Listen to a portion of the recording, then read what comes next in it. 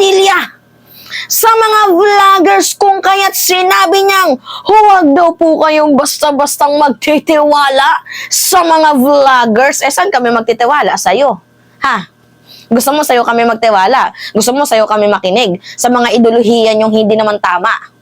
Anyway guys, totoo naman na pag-aamin ni Padilla na madami na po mga naglilipan ng mga vloggers na mga bayaran. Kabilang na nga dyan, diba guys, itong si Sas, itong si Maharlika. Yan guys yung sinabi ni Katrina Enrile, diba? Na anak ni ni Juan Ponce Enrile. So basically, parang pinapatamaan niya din yung kanyang kampo. So sinasabi niya guys na madaming trolls at mga paid vloggers, which is totoo. Nandyan nga sa kubol ninyo, 'di ba? Nandyan si si Maharlika, nandyan si Sas, 'di ba? Yan yung mga paid vloggers. At itong si Jason Sana din.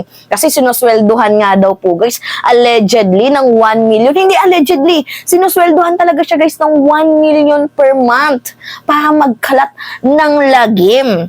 So ngayon nga po, guys, ito nagsalita si Padilla. Kasi alam niyo naman po, guys, no, na in aid of legislation, nagpa-hearing din siya. Gaya-gaya siya dito kay kay Senator Risa Ontiveros, 'di ba? Nagpa-hearing kay Kibuloy. Ngayon naman nagpa-hearing siya sa SMNI na parang hindi naman ata tama yung ginawang pagsuspinde. 'Di ba? Pag bubusil daw po yun, guys, ng press freedom, ng freedom of expression. Eh ba't nagpa-hearing itong si Padilla tapos yung tinira mga vloggers? Kung hindi ba naman syunga-syunga? Actually, guys, wala naman talagang masama kung ipaglaban mo yung freedom of expression as long as nasa tama ka. Pinaglalaban niya yung SMNI na ang daming violation. May issue sa sa ownership. May issue sa panre-red tag, may issue sa fake news. 'Di ba? May issue din po, guys, sa pagbabanta, pangtitreth. 'Di ba? Mantakin mo, ipapagtanggol mo pa 'yan. Ano yung magagawa mong batas diyan? Kundi pabibo. Tapos ngayon, guys, ito yung naayawan ko, yung tinira niya yung mga vloggers. Pakinggan nyo, guys, ha? Pakinggan nyo. Bullshit tong itong Padilla na to. Malungkot man po aminin, pero talagang yan po ang nangyayari ngayon. Hindi rin po natin makontrol ang mga tinatawag nating na mga trolls, yung mga bayad, na mga vloggers, na iba't iba na pong impormasyon ang nakakarating sa taong bayan. Hindi po maganda na wala tayong opisyal na pahayag.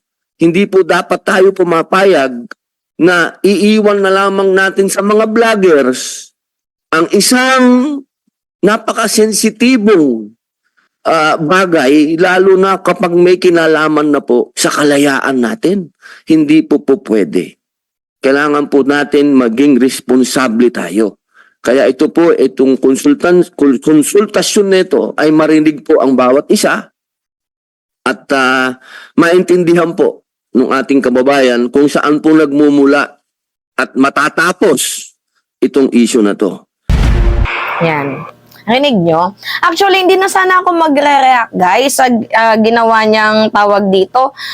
Ginawa niyang pa-interview. Kasi diba siya po, guys, yung yung chairperson ng Committee on Public Information and Mass Media. Siya yung chairperson. Kaya alam nyo na, guys, kung hindi mawalan ng prangkesa itong SMNI, alams na. Kasi si Robin mismo, yung tawag dito, chairperson ng Public Information and Mass Media. Anyway, hindi na ako magre-react dyan kasi alam ko naman yung sasabihin ni Robin na titirahin niya yung Congress, 'di ba?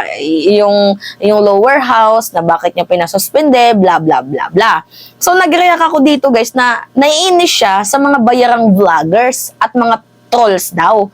Eh, di ba dapat sana kainisan mo si Maharlika at itong si Sas? Kasi sila lang naman yung sinabi ni Katrina Ponce Enrile na mga bayad. Tapos ngayon, gusto mo lahatin?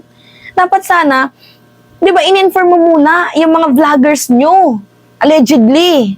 Kasi guys, panoodin nyo tong balitang to, Panoodin nyo tong balitang to.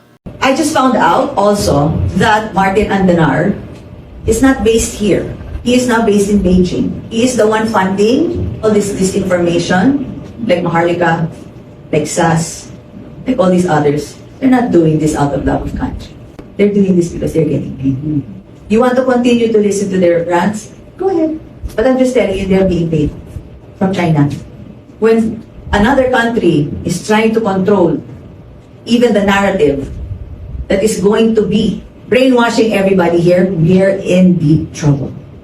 We are easily fooled. We like to always go with the underdog.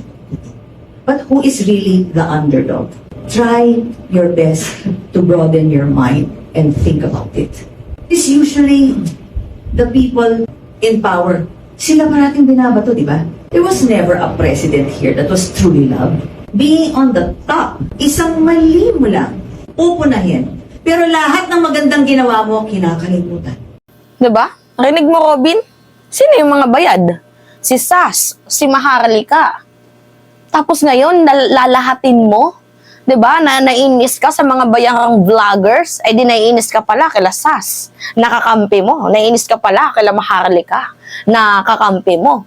At saka guys, itong si JV Ejercito, meron ding ni-reveal yan na itong sila Mark Lopez, mga bayad din yan guys.